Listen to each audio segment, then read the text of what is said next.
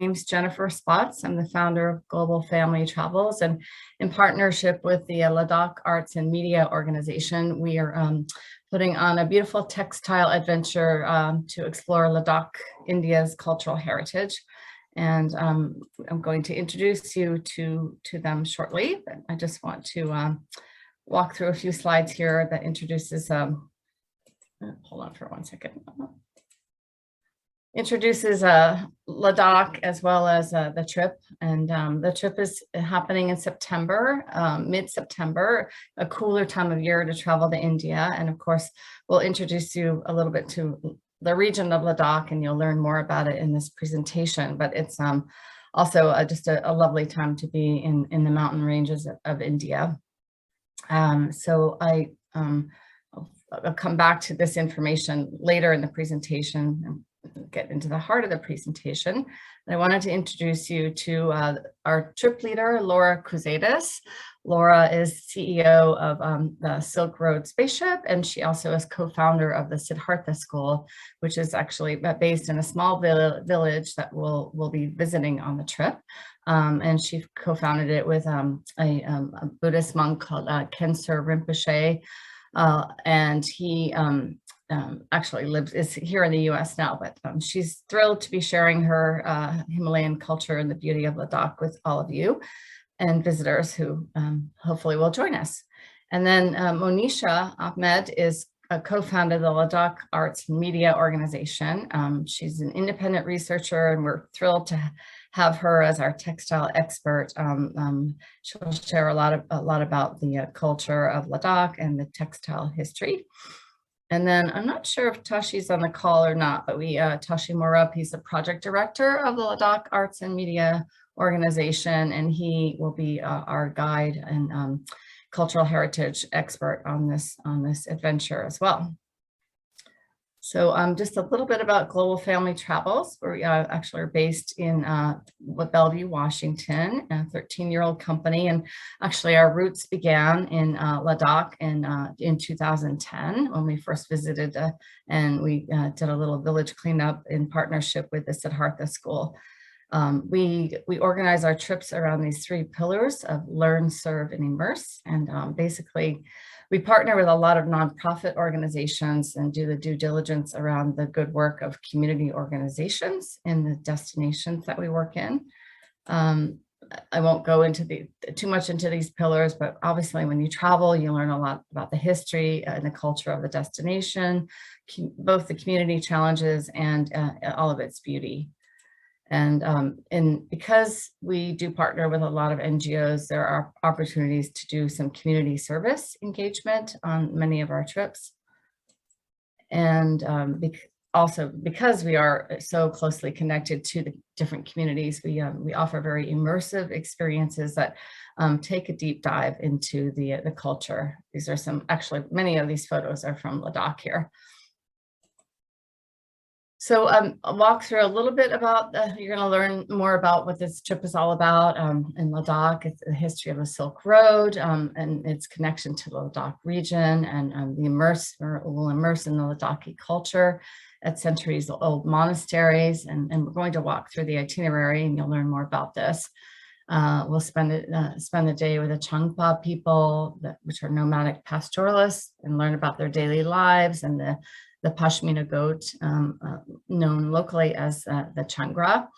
And we'll also do some workshops such as Pashmina workshops, and then learning from local artisans. The cost of the trip also includes a donation to LAMO, and I'm going to let Monisha speak a little bit about LAMO and its organization. I'll have you unmute, Monisha, and introduce yourself and LAMO. Hi, thank you, Jennifer, and it's nice to meet you all. I know it's morning for you, but it's very late in the night for me. I'm in Bombay. I've been working in Ladakh for more than 30 years now, close to 40 years in Ladakh. I came here as a young student to intern at a school and to learn sort of Buddhist Thangka painting and Buddhist philosophy. And I've stayed on ever since. I've done my master's degree in anthropology in Ladakh, as well as my doctorate. And a lot of my work for my PhD was on textiles. It was on nomadic textiles. It was on what Jennifer talked about earlier. Part of the trip will be covering a visit to the nomadic communities in Ladakh. So when I finished my PhD, I think I wanted to stay on in Ladakh and sort of contribute in some way to the place, to the culture, to the traditions that were there, and to the practices, but also to sort of see the continuities and maybe to make them a little bit more relevant in the contemporary world that we all live in now. And so it started the Ladakh Arts and Media Foundation. We took can you go back a slide, Jennifer? Yeah, we took an old building that you can almost see right bang in the center of this image. It's just below Leh Palace. It's as old as the palace, so it's about 400 years old. It's from the 17th century, and we restored the building, and we now use this space as we have exhibition galleries. We have a sound studio that we were able to do with support from the Siddhartha School in Laura. And we have spaces for performance, for conferences, workshops, and it's become like a vibrant art space today. We were fortunate in 2018. Go to the next slide, Jennifer. We won the UNESCO award for both our restoration work as well as the work we do with the community outreach work, whether it's art, whether it's research and documentation projects. And when people come to visit us, we usually do heritage walks around the old town of Leh. We talk to them about they come and see our exhibitions. They can watch films, they can watch performances, and basically just interact with people, Ladakhi artists, who work more in the contemporary field, whether it's film, video, sound, also visual arts, photography, painting.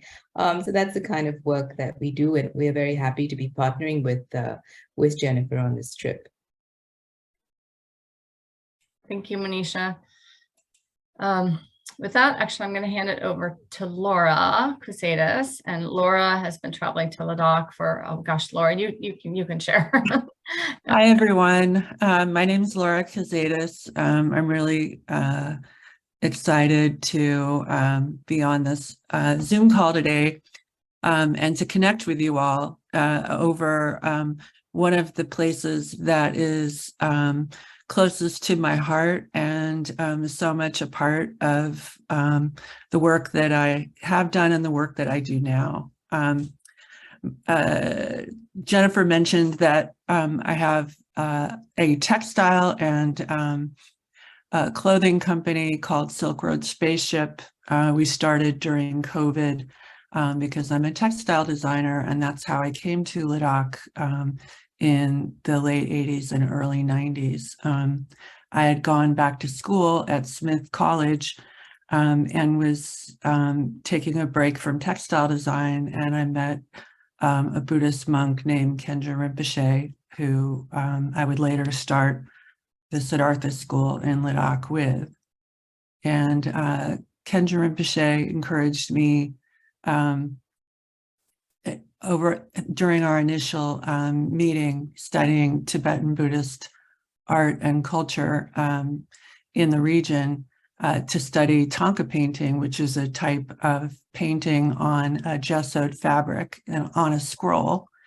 And I went to Ladakh that first time in 1990 to study Thangka painting with a teacher. And actually, I came to discover later that Manisha also studied with this same painter, an amazing painter. But so I've been going to Ladakh for a long time, and I've gotten to know Jennifer and Manisha, and I'm just really excited to be working with them to bring the region and the cultural heritage into the forefront for people who care about textiles and are interested in the arts, because that's what I feel really differentiates this trip from other trips that you might be able to take to the Himalayas. We're going to be exploring a region that was part of the Silk Road, which was really a series of trade routes that went through the Himalayas and connected Europe to Central Asia and China. And the routes carried products, fabrics, also ideas and techniques, and we will be following common threads through looking at craft and also looking at history and looking at architecture, speaking with local people. It's going to be a wonderful trip, and I'm excited to share it with you guys. You can see on some of the slides here, it's a geographically dramatic and amazing place. You've got the mountains, you've got these beautiful valleys that are green when the glacier water melts off, and then you've got these like stark areas of desert, and you have high altitude. We'll talk about that. And you also have a region that gets typified in a lot of travel logs as being a Buddhist area, but it's so much more than that. It's got Buddhists and Muslims and Christians who came over from the Moravian missions. You have Sikhs and Hindus and and then you've got all these travelers that come to the area. So this is really a cosmopolitan place. This is a funny little slide that I created that kind of indicates that this is an area where there's great pride in appearance, and there's an incredible diversity. A lot of times you see Ladakh as a place where there are only lamas and people going to Buddhist temples, but it's, as I said, a cosmopolitan area with an incredible past, and also a place where there's an influx of travelers all summer long. And it's nice that we're going to be going in late September, because it won't be quite as hot in Delhi where we'll arrive, but also it is a little less congested travel-wise with tourists in late September. And we'll be able to have wonderful visits with people that I've gotten to know over the years with Manisha and Jennifer. Thank you, Laura. Yeah, I'm so excited to be working with you again, and Monisha. Monisha, I wanted to invite you. These are some of Monisha's slides, and talk a little bit about the art and culture and history of about Ladakh and how we've woven it into this program as well. I think just sort of taking on from where Laura left off, I mean, I kind of say similar things. We find a range of material culture in Ladakh, and, that resonates, like Laura said, to the different communities that came through here. I mean, people often look at Ladakh and think that it's a remote and isolated place in the Himalayas, where very few people have gone. But that's actually not true. It was there's a very well-known book by Janet Rizvi called Crossroads of High Asia. And that's how she describes Ladakh. And Ladakh really was at the crossroads of High Asia. It was a place where pilgrims, traders, people who were travelers, they came through, whether they came from Europe, or they came from Iran, Afghanistan, they came from Central Asia, they came from the plains of India, they came from China, and of course they came from Tibet. And Ladakh was almost like this little melting pot, for the art and culture that developed there, because it was all influenced by the people who came through. Alchi Monastery, I think, which is on the itinerary, is like is a beautiful example of that, because you see all the different styles of art that have come in from all these regions surrounding Ladakh, whether it's in the architecture of the building, it's in the woodwork, it's in the wall paintings. And then today we continue to see it in some of the art forms that are visible to us, like the metal teapot. I mean, this is influenced by the Newari artists that have come in from Nepal, or the sculpture of the Thikse Maitreya Buddha, which is the Buddha of the future, which a style that has very much come from Tibet, or the image below, which is of a screen, a wooden screen that's been painted, very much sort of coming in from Central Asia and from Kashmir. And then, sort of monastic architecture that, was also influenced a little bit by Kashmir, because that's where Buddhism first came into Ladakh from, as well as later on from Tibet. You can go to the next slide, Jennifer. Yeah. And I mean, there are, lots of artisans in Ladakh, and we hope that on this trip we can take you to meet some of them. I mean, certainly we will take you to meet the weavers, not only in Leh, and in the villages around Leh, but also to the nomadic weavers. What's interesting is Ladakh as a region has a very sort of long and old textile tradition, and it's one of the few regions in the world where you actually see 3 different kinds of looms being used. And that is what we will discover as we go along. And it's also a region where both men and women weave. There aren't many places in the world where you see both men and women weave.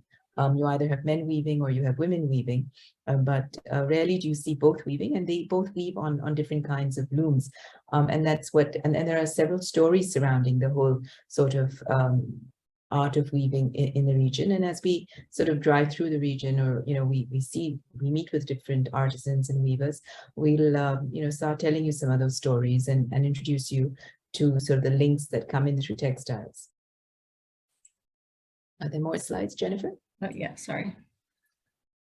And I think that's textiles in Ladakh today, and this is an image that I use to sort of represent both textiles that have come in through trade from into Ladakh, as well as textiles that are locally made.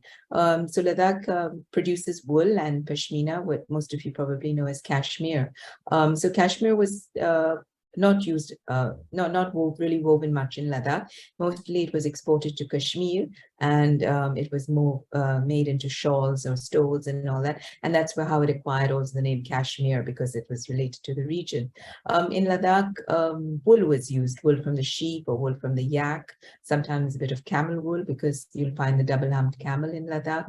And a lot of these animals are herded by the nomadic pastoralists who live at an even higher altitude than what people live in Leh. This is about 14,000 feet almost. I don't know what that is in meters, but they herd pashmina goats and they herd sheep. And this is from where a lot of the fiber comes from that is used in Ladakh for weaving and for making clothes. And then there was trade. Trade was very important to the region, not only for the textiles that came through here, but also for tea, for food, for spices, for salt, for pieces for jewelry, for coral, for turquoise, carpets, I mean, boots, needles, buttons. I mean, the list is endless of trade items that came through Ladakh. And some of this, like what the man is on the horse is wearing here, is a silk brocade, a robe where the fabric has come from China. We can go on. Oh, yeah, sorry. I think that was, I didn't carry all of the slides. Yeah, so thank you. We're actually now going to hand the mic over to Laura, who's going to walk us through the day-to-day itinerary, and Monisha and I will chime in as we see fit, sharing some other tidbits. So thank you. Thank you. So when we arrive in Delhi, we will be sure to visit the Craft Museum there, which is a marvelous place. I was just there on Manisha's recommendation in March. They've got gorgeous fabrics there and a beautiful layout. And in the afternoon, I'll take you guys to visit a hands-on fabric workshop with some artists that work with me for Silk Road Spaceship. And it's kind of amazing. I mean, there are these back alleys where there's textile dye going on and embellishment to fabrics and things like that. Not like as major as maybe some of the other areas of India, but it's still happening there. And there are showrooms, and we'll be able to see a bit of that. And then we'll go back to our hotel and you know, get some rest before our morning departure to Leh.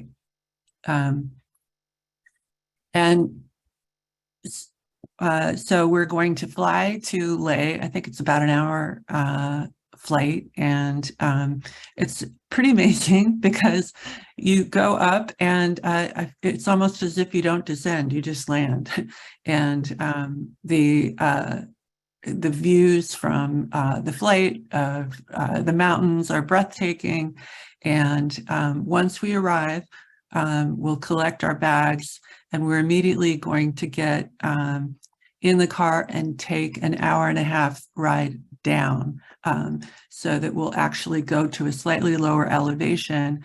And you may wonder why we would not just go to a hotel in Leh, but we have found that there's an incredible hotel that called the Apricot Tree that is right on the Indus River. And because it's at a lower elevation, it's the perfect place to acclimatize. It's really mellow, gorgeous, and Manisha has done an incredible job with arranging accommodations at this hotel that she has helped to co-design. It's gorgeous. I love staying there, and everybody that I've brought there is thrilled when they get there. It's like you get to slowly relax, acclimatize after the hustle and bustle of Delhi, and you know, take care to adjust to the altitude. So we'll get a dinner there after lunch, where we'll get an introductory film on the Silk Road and some of the things that Manisha had spoken about with the connections from all the different regions of Central Asia, and learn a little bit more about history to prime the pump for the coming days. So as Manisha mentioned, one of the places that we're going to see that day 3 is Alchi Monastery.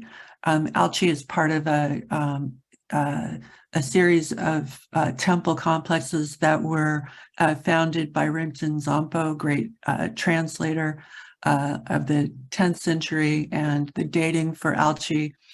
Some people say it's 11th century. Some of the paintings, they're dating to the 13th. That's for scholars to dispute. Regardless of that, there's incredible paintings there that are some of the few surviving examples of this gorgeous style of painting, which some have linked to even Ajanta in terms of the stylistic approach. And unlike some of the monasteries that you saw in the initial slides, which are up on hills, Alchi is interesting because it's actually in a valley, and you're not having to go up high anywhere. And many historians think that this was because it would have been easy and accessible for traders to you know, park their horses, go in, get a blessing on what would have been a, you know, incredibly dangerous journey through the Himalayas. You know, people would be gone for years from their families, risking their lives to bring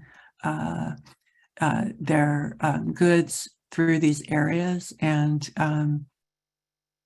from my perspective, when you look at Alchi, you can see that it was designed and painted with those audience members in mind, those merchants and artisans. And everything is so exquisitely detailed, and the textiles that are represented in the paintings are incredibly detailed and gorgeous. We'll also visit Wanla Monastery, which is, I think, on the right. If you go back a slide, Jennifer, or is it forward? There, yeah. Actually, I think, yeah, right there on the right next to the slide that says Alchi Monastery. And Wanla can be a wonderful place. One of the things that I feel strongly about when I lead groups is we will have a set itinerary, but we are going to be flexible because, for example, one time we were staying at the apricot tree. We went to Wanla in the morning because we heard that there was a mandala sand painting being made. And, you know, it wasn't something that we were going to be doing that day, but we went there because through our friends, we'd heard that something that was going on there. And we spent the day there. It was amazing. You know, we had a front row seat watching artists work, monks work, and you know, visiting with the local people. We have a blog that Laura wrote about it, and actually I'll happily share it with anybody who's interested. And I just want to say I spent an hour and a half last summer at Wanla. We were waiting for the keeper of the monastery, and we had the most beautiful time, just such a serene setting. And then he ended up being an artist himself and showing us his book. So like sometimes things like that, like free time, like these things, allowing that flexibility and beautiful things unfold as well. So thank you, Laura. Mm-hmm. And so that on day 4, we have the opportunity to go to some caves in Sospol, and there's some photos there. They're beautifully painted as well, and you know, perhaps the 13th, 14th century paintings. You have to climb up a hill, and some people may not be able to do that, and we can arrange for there to be an alternative visit to another monastery called Bosco. But you know, it's remarkable if you can make it up to the top and go in and sit. Because one of the things that you think of when you get in there is like, how did these artists work? And how did they spend their days? And, you know, you have the opportunity to go up and sit in a place and consider that. Okay, next slide. Oops, sorry. I'll go back to this because we're stopping in Leh on the way to Stoke. Oh, right. But anyway, well, you can we'll talk about Leh in a little bit when we get to Monisha's slide in Lamo. But, okay. Maybe so and we're going to be staying in Stoke at this point after our visit to the caves. And Stoke is a beautiful village. It's about 25 minutes from Leh town, depending on the traffic. And yes, there is traffic. When I first started going to Stoke, nobody had cars, and there were just little minibuses, and you would ride back and forth. And now it can get quite congested. But the beauty of Stoke is that it's a lovely suburban village, and the school is there that I helped to found with the monk who I met through my studies at Smith and Harvard, and we will visit the school. We will stay at a wonderful resort that is run by a board member of the Siddhartha School, a local board member, And the king also has a palace there. So it's got everything that you could want. It has a thriving community, lots of interesting heritage sites like the palace and traditional homes. And it's a lovely place. So we'll stay during our stay, we'll visit a super traditional home with, many of the old accommodations and appointments, and have lunch there as well. It's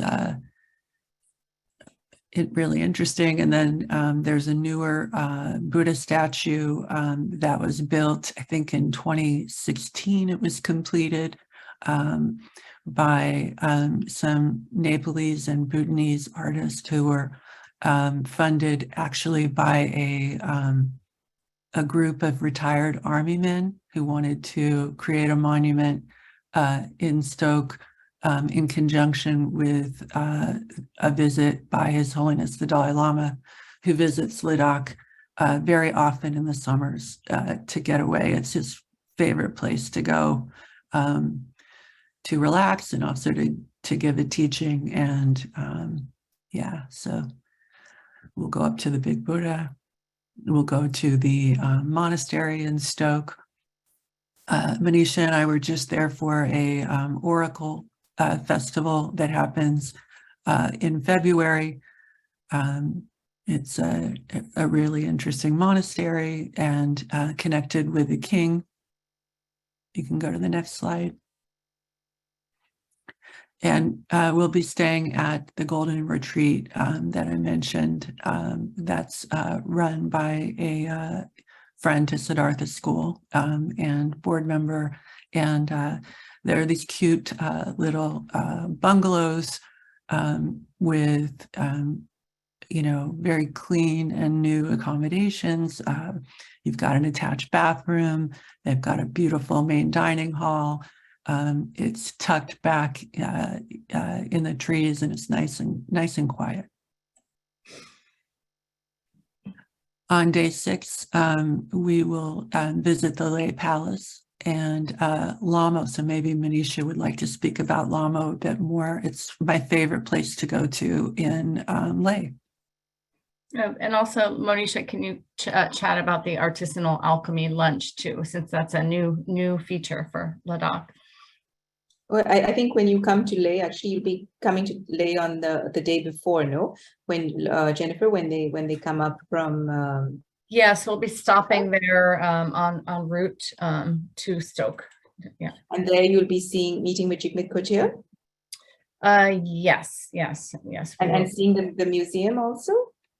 Yeah, yes, you can talk about that too. Yeah. So I think on the day one day before this, when you come up from Nurla, you'll be visiting the Jigmit Kotier's museum. He is a designer who him and his wife came back to Leh in about 2010 and set up a small design studio that has now really grown. And the clothes that they make are resonate to sort of traditional styles and fabrics and finishings, but have a more sort of contemporary edge to them.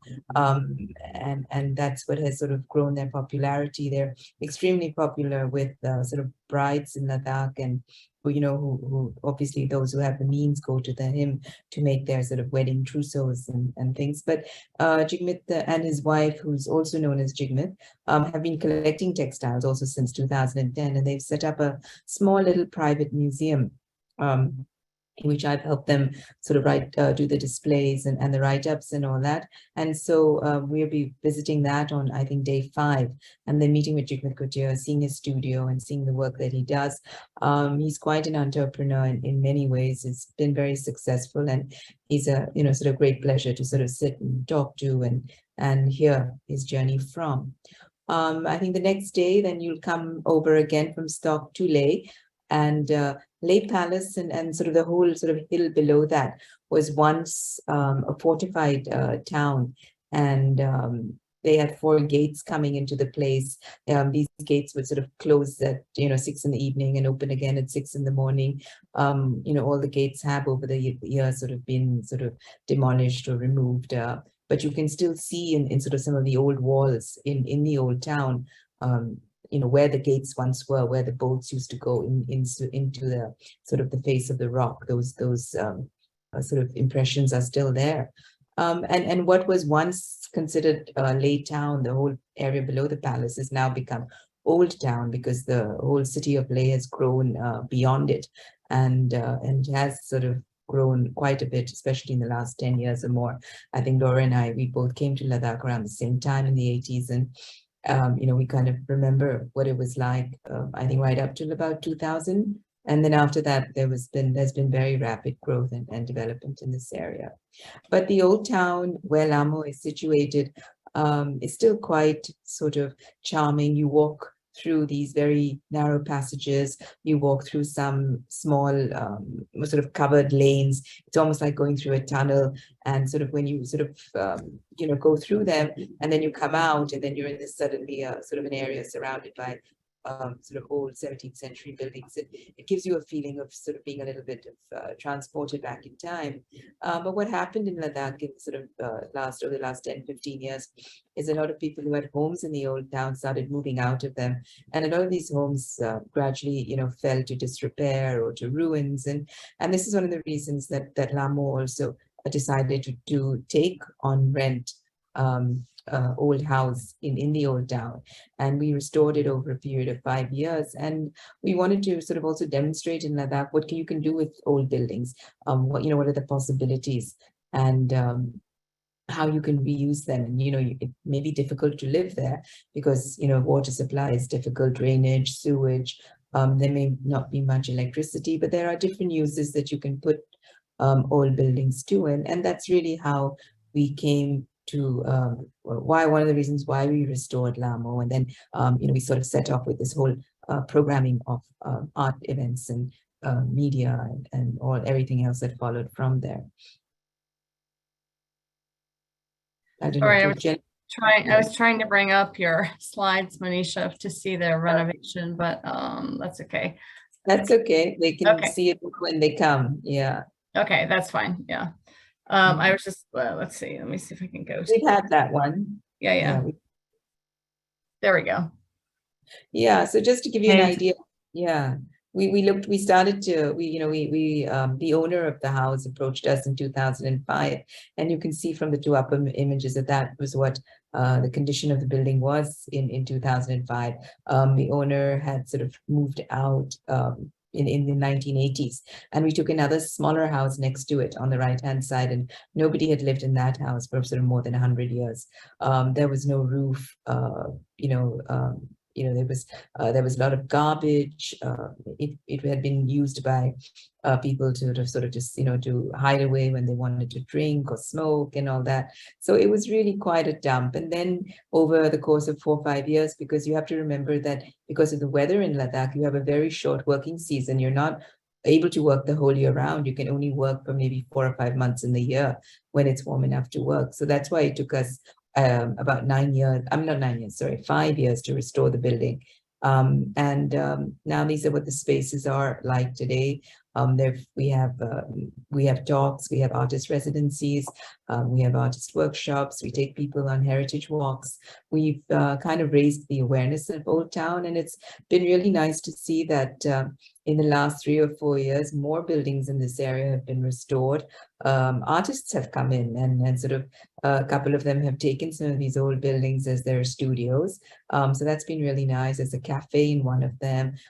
Alliance Francaise has an office in one building. So it's really nice to see how people have also now started coming back to Old Town and sort of claiming it as their own and opening spaces there. Okay, thank you. I'll switch back to the other PowerPoint, see if this works here. Yeah. Can everyone see the one? We're back on the other one? Okay. Yes. Great. Yeah. Okay. So the artisanal alchemy Yeah. lunch, I've heard a lot about it, but I haven't actually gone. It's quite So new. It's quite new. And I know, Manisha, you're now involved in the telling the history, or helping to tell the history through the food. Is that right? Well, it started by a young woman called Kunze Sangmo, and she started artisanal alchemy in her house, in her kitchen. I think it's now running in its second year. I mean, no, I think this is third year. And mainly she does a lunch for no more than 10 people. She does it every day if she has bookings. And it's done, and it's a 2 to 3 hour lunch. So we need to, give it that much time, because she starts off by taking people around her garden, showing you the different kinds of vegetables that grow in Leh, how they're grown. They're all organically grown, and then showing you how the different kind of Ladakhi foods, whether it's the different pastas that they use, or the different breads that they make, rice, the way they cook their vegetables, the way they make their dumplings. So she kind of shows you the spices and the condiments, and the different ways things are made, and then it's followed by actually sitting and eating lunch in her kitchen, where she talks to you also, or answers your questions on Ladakhi cuisine and the various foods that are grown there. Yeah. So I think I mean, from Definitely what have an appetite for the lunch. yes, you have to have an appetite for the lunch, yeah. and she does both vegetarian and non-vegetarian. So you can specify to her ahead of the time, how many people are vegetarian and how many people are not. So it's supposed to be quite interesting. Great. Yeah. And of course, Amazing. we'll save time for some shopping afterwards, and we'll work off our full bellies. So. That's right. I mean, we have amazing places to shop in the bazaar. Manisha already mentioned Jigmet Couture, which is one of my favorite places to shop, and we'll have seen it, but we'll take you to some other places as well that have some older things, some antiques, but also newer things. And you can also see the women selling vegetables and different things along the roadside. And there are a couple Tibetan markets if you're curious about what Tibetan refugee communities are offering in terms of souvenirs and things like that. So if there's something in particular you're looking for, you want to go look at fabrics, we also have some fabric shops that have nicely woven and hand-dyed fabrics that we can get, and also brocades and things like that. And tankas as well. I mean, in the Tibetan market, there's some tankas, but we know some tanka painters that have shops as well. So. Yeah, I mean, traditionally tankas were something that you commission. And so there are some ready-made tankas. There are varying degrees of quality, but I think there's still a Tibetan handicraft store that actually works out of Dharamsala and has tanka painting students who sell tankas in there. That can be a good place to go, but we'll have a lot of places to go check out. Yeah, thank you. Mm-hmm. And then, day 7, we'll go to Textile Monastery, which is, a splendid monastery and one of the biggest Gelugpa monasteries. There's 4 sects in Tibetan Buddhism, and the Gelugpa is one of the sects. And it's nice that we're going to get to go there, because we're going to actually get a tour of their library. And fabric, it's ubiquitous, and even their books, which are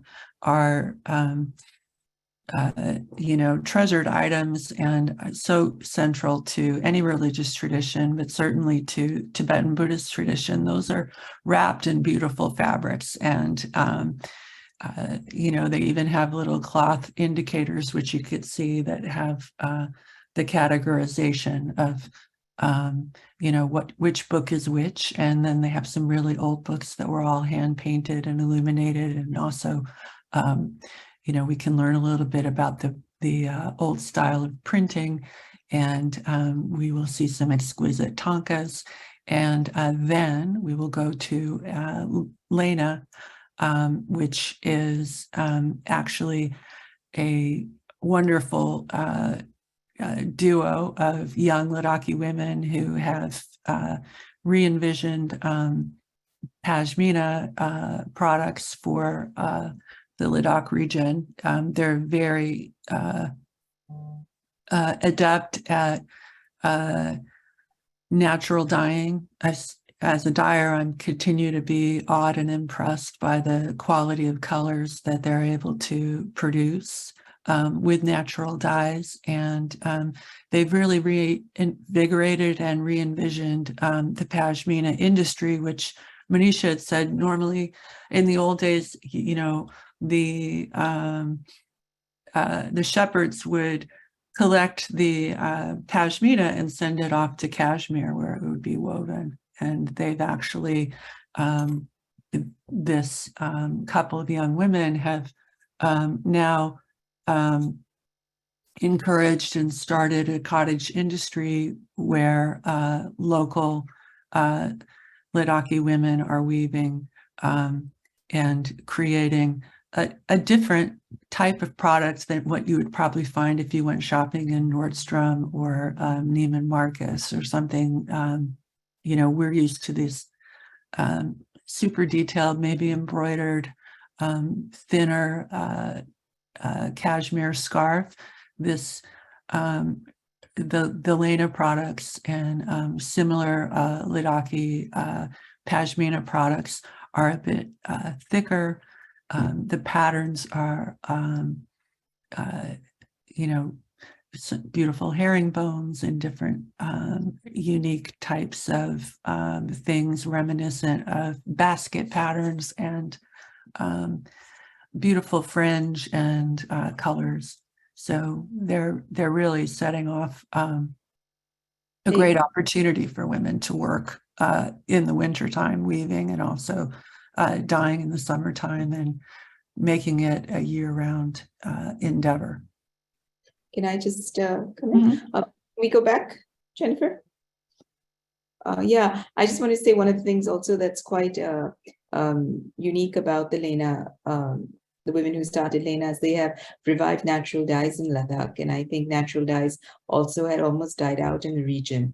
Not many people were doing them anymore. And I think these two have really pioneered sort of bringing back natural dyes to Ladakh. I mean, they've researched, they've gone about, you know, asking some of the old dyers, looking for recipes or looking for them in places. And they really brought back natural dyeing to Ladakh, an art that was almost lost, whether it was indigo or it was marigold flowers, walnut, you know, charcoal, anything. They've really done a lot to bring them back. And that is, you know, sort of one of their sort of major contributions also to the textile traditions in Ladakh that continue today. Yeah. Yeah, sure. It's beautiful that they're so young and bringing back the cultural heritage of Ladakh from a younger perspective. So it's really beautiful to work with them.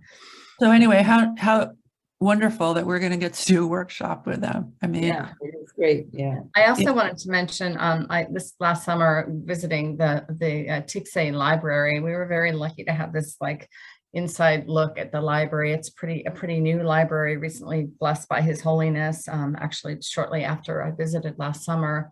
And these textbooks are ancient and, you know, obviously they're in locked cabinets. So to have them brought out for us was a real treat. And there's some beautiful Tanka paintings in the library itself, which visitors don't often get to see. So we'll be seeing some of those with the librarian too. And the librarian happens to be the uncle of one of these ladies from Lena too. So it's love the family connections. I'll just wrap up the day. We'll visit the Shanti Stupa, which is a peace pagoda that was donated by the Japanese, I think, Manisha, right? By on the way back, or one evening. If we don't want to do it that night, we'll do it one of the evenings that we're in Leh, because it's just a beautiful scenery and, you know, some beautiful artisan work on the pagoda itself. And then I'll flip to the next day here. And then maybe Manisha, do you want to address this visit, since you've spent more time in Changtang and Rupsha But- village. Yeah, I think on day 8, we're probably going to head out early in the morning, Laura. Yes. Quite early to sort of go to Changthang. I mean, we won't be actually staying in Changthang. We'll be staying at a village just before the pass, which is called Gya, where we're going to stay in a homestay of somebody who's quite an entrepreneur when it comes to sort of organic farming. And he runs a beautiful homestay with lovely local Ladakhi food. And it's in this village called Gya. And after Gya, you climb to the pass of Taglangla, which is at about almost 17,000 feet. And then you come down, and then you're in Changthang. And fortunately, in September, usually the nomads are camped at a place just below Changthang, which is known as Dibring. So it's about 1 hour, sort of 45 minutes to an hour's drive down from the pass. And then we hope to, I guess, spend the whole day here in the campsite, visiting them in their tents. They have tents made out of goat and yak hair, seeing their weaving, maybe understanding some of their livestock, and just, getting an opportunity to share in their lives. And then in the evening, we'll go back to Gya. Is that sort of the plan, Laura? Yes. Yeah. Yes. Thank you. And I was just in Gya in March, and got to visit the homestay, and they're just doing a lovely job there. There's Gya itself seems to be taking an immense amount of pride in history and continuing their traditions, and they've set up they're in the process of setting up some sort of a living museum, and we'll be able to see 4 generations of homes and different collections of precious objects, including several centuries old Tibetan nobleman dress that is exquisitely embroidered. And just my jaw just dropped when I saw some of the pieces that they had, and also, get to see a little bit more about the local plants and vegetables and things that can be used for cooking, but also dyeing and seasoning and everything. So it's a lovely place to stay, and it will feel a lot different from being in Leh. Leh, that where the bazaar is, and we've done shopping earlier, is much more urbanized and busy and has its own charm, but this is going to be very pastoral and peaceful. Oh, and I guess then in the afternoon we'll go back to Stoke, and maybe we'll hit some more shopping depending on how people feel. I always have time for shopping, but if people need to get back, we can split up and do something like that as well. And then we'll have dinner at the Golden Retreat. And then day 10, we will visit Hemis Monastery, which is a Kagyu monastery. That's another sect of Tibetan Buddhism. And they have an incredibly rich and historically significant monastery at Hemis. And one of the other things that's really exciting about Hemis is it has a fantastic museum with incredible statuary. And, they've done a very good job of cataloging and presenting, some of the treasures of the monastery will be taken through there, and we will get to see some of the back rooms and historically significant photographs and paintings and statuary. Last time I was there, the treasurer took us through some of the back rooms, and we got to see where, the Rinpoche lives, and, what the appointments are like for some of these High Lamas, and incredible photographs of visits with Nehru and things like that. So it's a great place to go.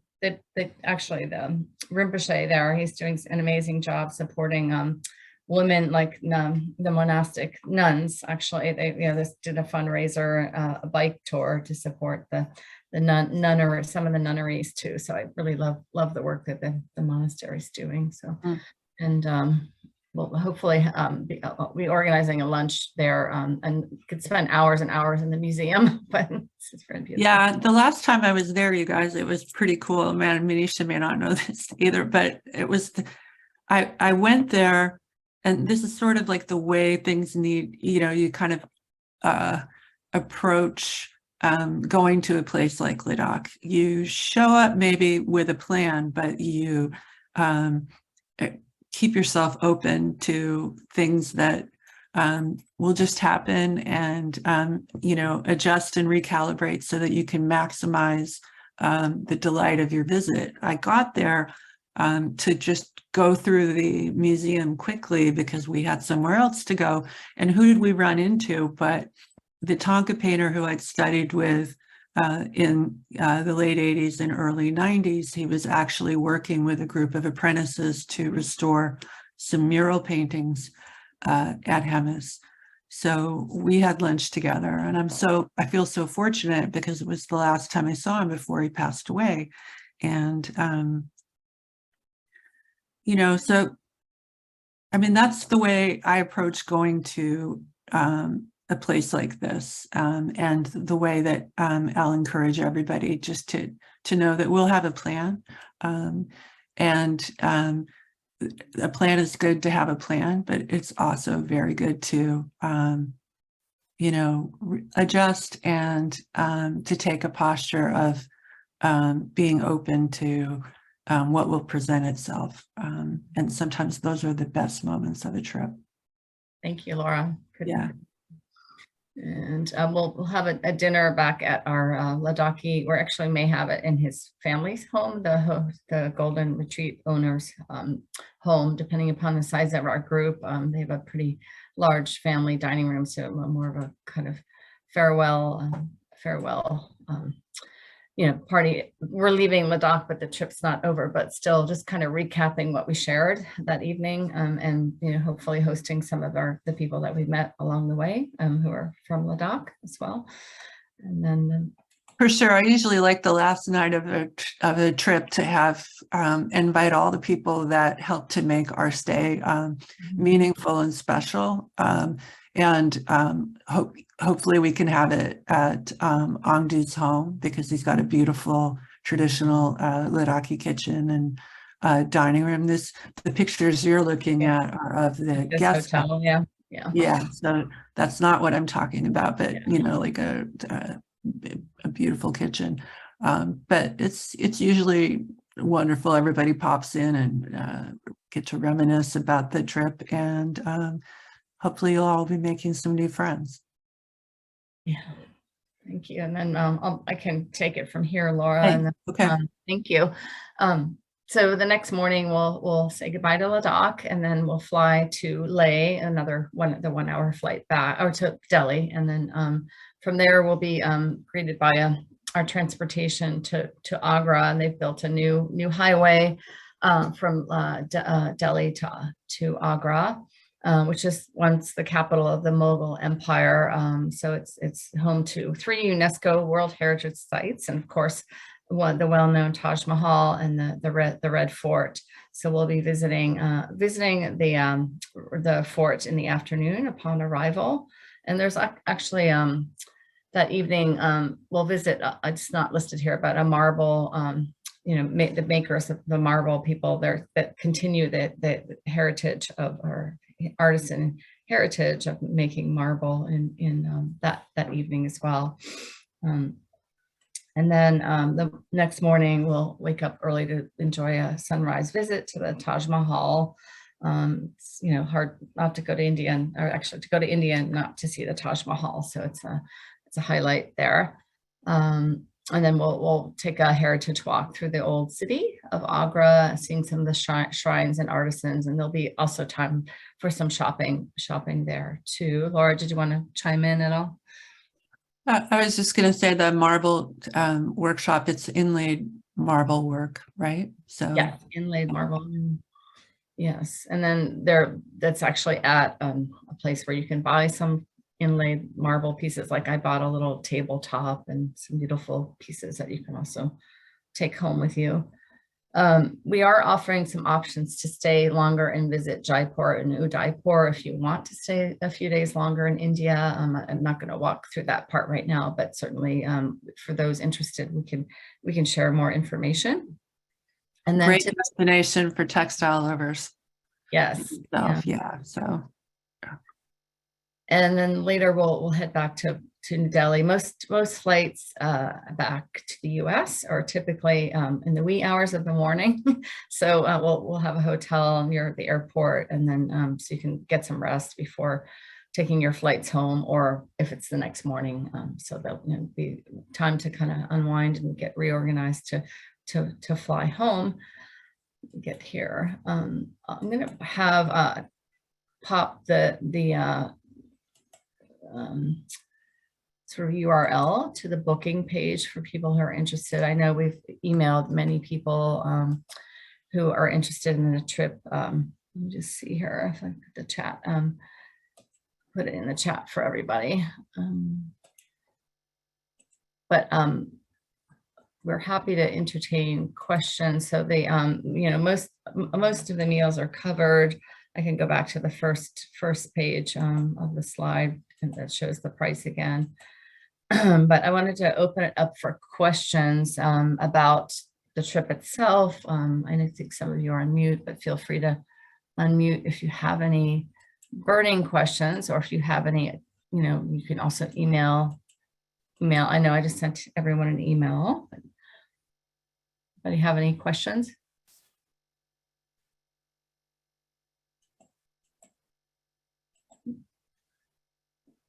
No.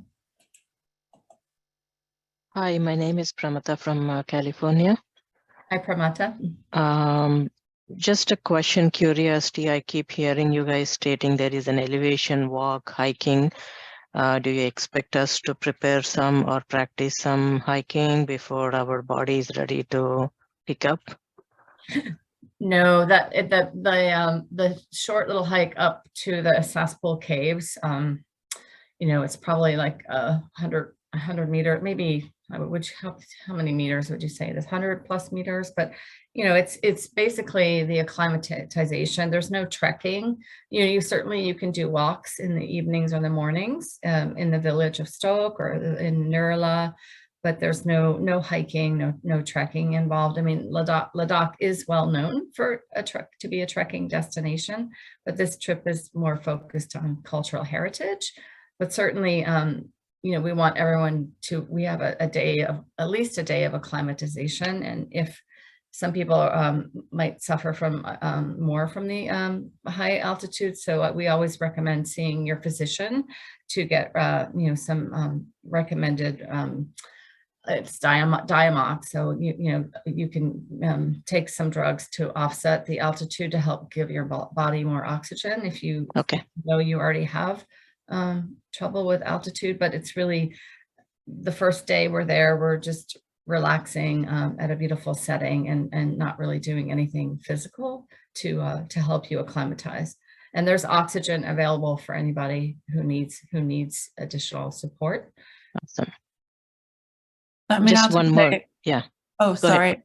I was just going to say, I take altitude quite seriously, and there's really, other than preventative measures in terms of either Diamox that Jennifer mentioned, or if you have an integrated medicine doctor, they may have recommendations for something a little more holistic.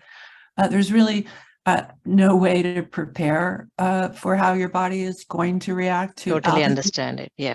Yeah. So and I'm not a trekker, and I have no interest in trekking or making any of that difficult.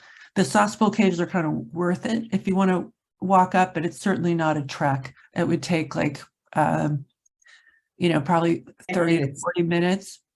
Not even that, like 20 minutes, really. Yeah. But if you're stopping along the way, and also, I go there often, and every time I go, I take Diamox. It doesn't matter whether or not last time it was good and I didn't need it or whatever. I prefer to do that because I want to kind of give my body the best opportunity to adjust. And so that's the way I approach it. And I also recognize that some people have been through COVID. Our bodies may be different than they used to be. We all just need to be really mindful and supporting each other in resting and understanding and honoring your own pace. So I